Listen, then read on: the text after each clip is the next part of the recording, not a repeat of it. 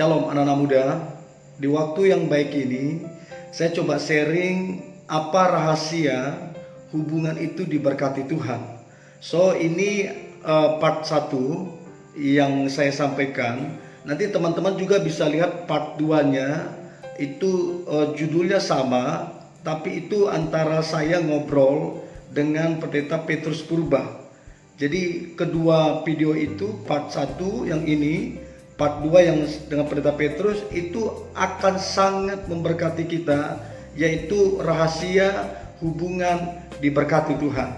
So sebelum kita jauh bahas itu, jangan lupa subscribe ya. Terus tekan tanda loncengnya supaya jangan ketinggalan video-video terbaru dari saya.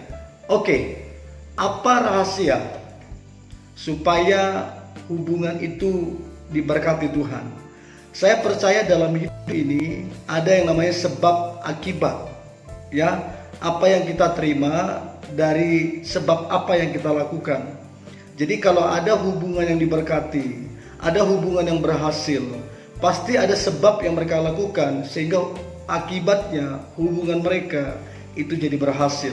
Nah, saya coba bagikan ada 5 rahasia supaya hubungan kita itu diberkati dan jadi berkat bagi banyak orang.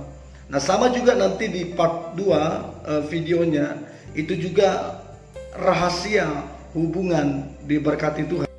So, yang pertama, rahasia hubungan yang diberkati oleh Tuhan. Yang pertama adalah hubungan itu dibangun atas dasar takut akan Tuhan. Kalau saya bilang dibangun atas dasar takut akan Tuhan, berarti Tuhan prioritas di sana, ya, tidak ada yang lain, Tuhan yang jadi prioritas di sana. Terus kemudian kalau dibilang hubungan itu takut Tuhan, berarti di situ menjaga kekudusan. Ya, saya percaya pacaran kudus akan menghasilkan pernikahan kudus. So, hubungan yang diberkati Tuhan, khususnya yang pacaran, hubungan itu diberkati apabila Tuhan jadi prioritasnya. Ada jam doa di sana, ada jam baca firman di sana, ada ibadah di sana, ada penyembahan di sana, dan di sana ada yang namanya menjaga kekudusan dan kehormatan pasangan kita. Nah, kalau ini kita lakukan, maka percayalah Tuhan sendiri yang akan memberkati hubungan itu. Dan saya percaya sebelum masuk di pernikahan, maka apa yang kita tabur di masa pacaran akan kita tuai di pernikahan dan nanti di rumah tangga. So, rahasia yang pertama supaya hubungan kita itu diberkati Tuhan adalah takut Tuhan. Nah, saya pelajarin ada beberapa tokoh yang mereka dipakai Tuhan luar biasa. Mereka takut akan Tuhan. Yang pertama itu Yusuf. Yusuf ini adalah seorang yang muda, tapi sejak mudanya Yusuf dia takut Tuhan. Dia bahkan dapat posisi penting di Mesir. Dia punya kuasa, dia punya otoritas, dia punya kekayaan. Tapi di balik semua itu, bahwa Yusuf adalah orang yang takut Tuhan. Saya sering dengar begini, seseorang diuji ketika orang itu diperhadapkan dengan banyak uang. Seseorang diuji ketika seseorang itu diperhadapkan dengan jabatan atau posisi yang tinggi. Akan kelihatan aslinya di situ. Nah, Yusuf sekalipun posisinya tinggi, jadi orang nomor 2 di Mesir, kemudian dia punya pengaruh, dia punya otoritas, tidak membuat Yusuf jadi sombong, lupa Tuhan. Alkitab bilang Yusuf adalah orang yang takut akan Tuhan. Bahkan Yusuf, kalau kita baca, setiap hari dia digodain sama istri Potifar. Dan saya percaya istri Potifar ini pasti cantik. Tapi karena Yusuf di masa mudanya dia takut Tuhan, maka dia menjaga kekudusan. Jadi pasangan yang takut Tuhan, dipastikan pasangan itu pasti jaga kekudusan. Jadi kalau tidak jaga kekudusan, maka sebenarnya kita nggak takut Tuhan. So, anak-anak muda, kalau mau lihat hidupmu diberkati, kalau mau lihat pasanganmu diberkati, hubunganmu diberkati, takut Tuhan. Oke? Ada juga Daud di masa mudanya. Nah, kenapa saya sampaikan mereka-mereka ini? Karena mereka masih muda seperti kita. Daud juga di masa mudanya, dia takut Tuhan. Dari pengembala kambing domba diangkat jadi raja. Karena apa? Dia takut Tuhan, dia mengasihi Tuhan. Nah, saya percaya hubungan yang dibangun atas dasar takut Tuhan, mengasihi Tuhan, maka hubungan itu akan diangkat Tuhan, akan dipromosikan Tuhan, akan dipakai Tuhan luar biasa. Sama seperti Yusuf dipakai Tuhan, sama seperti Daud dipakai Tuhan, hubunganmu juga akan dipakai Tuhan kalau takut akan Tuhan. Nah, itu yang pertama. Yang kedua, rahasia hubungan diberkati Tuhan adalah dewasa. Ya, sekali lagi, dewasa. Dewasa bukan dari umur. Umur tidak menjamin seseorang dewasa. Dewasa adalah respon dalam kehidupan. Bagaimana kita merespon ketika ada masalah, bagaimana kita merespon ketika kita diberkati, bagaimana kita merespon ketika kita tertekan. Dalam segala sesuatu, respon kita yang benar menentukan kita orang dewasa.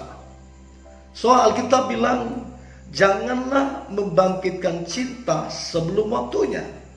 Artinya apa? Kalau kita masih kekanak-kanakan, ngambekan, cengeng, apa-apa ngambekan, baperan. Nah, yang begini jangan dulu memulai satu hubungan, sebab akan mendatangkan masalah. Ya, masalah demi masalah akan bermunculan dengan orang-orang yang masih kekanak-kanakan. Ya, jadi teman-teman semua, jangan memulai satu hubungan kalau belum dewasa. Nah, sekarang muncul pertanyaan, apa ciri dari satu tanda? Apa tanda kalau orang itu dewasa? Orang kalau dewasa ada tanggung jawab di sana. Orang kalau dewasa ada penguasaan diri di sana. Orang kalau dewasa ada visi di sana. Ya, jadi hubungan akan diberkati Tuhan kalau kita dewasa. Kalau kita masih kekanak-kanakan, jangan. Saya selalu bilang begini, pacaran itu untuk menikah. Jadi orang yang pacaran adalah orang dewasa, karena dia akan menikah. Nah, tapi kalau kita gak siap menikah, sebenarnya kita gak siap pacaran. Ya, jadi kalau kita pacaran nih, kita punya pacar, tanya dia kapan kita akan menikah. Nah, kalau dia gak bisa jawab, dia pelin-pelan, itu tanda orang itu belum dewasa. Nah, dengan orang-orang begini, janganlah kamu bergaul. Sebab kamu akan mutar-mutar di situ. Habis tenagamu, habis waktumu, habis materimu, semua habis dengan percuma. Jadi hubungan yang diberkati Tuhan adalah hubungan yang dewasa. Ada tanggung jawab di sana.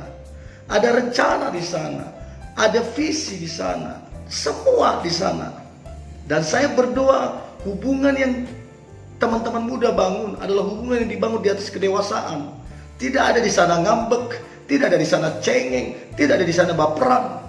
Semua dibangun atas dasar kedewasaan. Supaya apa? Supaya hubungan itu siap masuk ke pernikahan. Dan di pernikahan dibutuhkan kedewasaan. Oke? Jadi yang pertama, rahasia hubungan diberkati Tuhan adalah takut Tuhan. Sumbernya Tuhan. Yang kedua adalah kedewasaan. Nah, aku percaya orang-orang yang dewasa, maka hubungannya itu akan dipercaya Tuhan, akan dipromosikan Tuhan, akan diangkat Tuhan jadi berkat bagi banyak orang.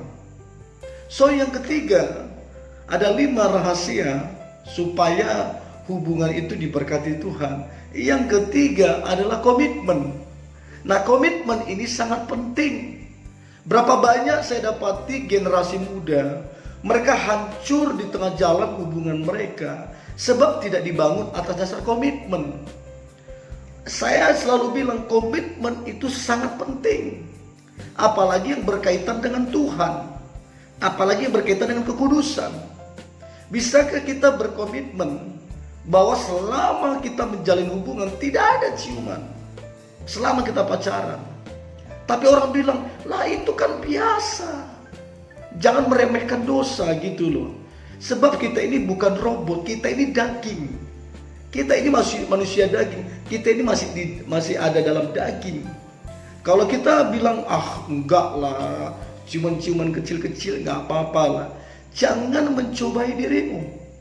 Ya, laki-laki yang baik, perempuan yang baik adalah mereka yang sepakat menjaga kekudusan. Mereka yang komitmen, tidak ada kiss selama pacaran. Nah, hubungan yang seperti ini, hubungan yang dibangun dari komitmen, maka percayalah, sementara kita bangun komitmen, berkat Tuhan turun. Ya, berkat Tuhan turun. Jadi bangunlah komitmen. Tapi bagaimana kalau kami sudah sempat ciuman, pelukan dan segala macam? Bagaimana? Bertobat. Ajak pasangan bertobat. Kalau dia nggak mau bertobat, selesai.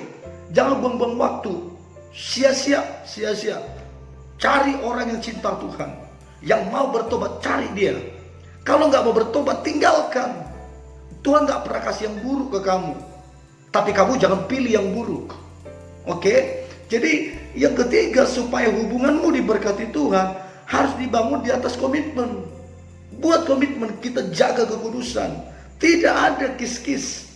Itu biar orang dunia lakukan itu, tapi kita jangan. Nah, kalau dia bilang oke, itu keren tuh. Saya berikan 2 jempol untuk pasangan yang berani menjaga kekudusan. Dan saya percaya bahwa Allah itu adalah kudus. Kalau engkau kudus, maka berkat kekudusan akan turun atasmu. Oke? Jadi komitmen itu berarti kita memutuskan untuk kita hidup kudus. Oke, yang kedua, keterbukaan. Ya, jangan ada yang disembunyikan di handphonemu. Ada banyak orang suka merahasiakan sesuatu di handphonenya. Nggak bisa dilihat. Jadi kalau kamu punya pasangan, punya pacar yang nggak bisa dilihat handphonenya, udahlah, ada yang aneh di situ. Mendingan selesaiin. Tanya dia, kamu nggak mau terbuka, kamu nggak mau saling percaya, mendingan selesai. Jangan buang-buang waktu dengan orang-orang demikian.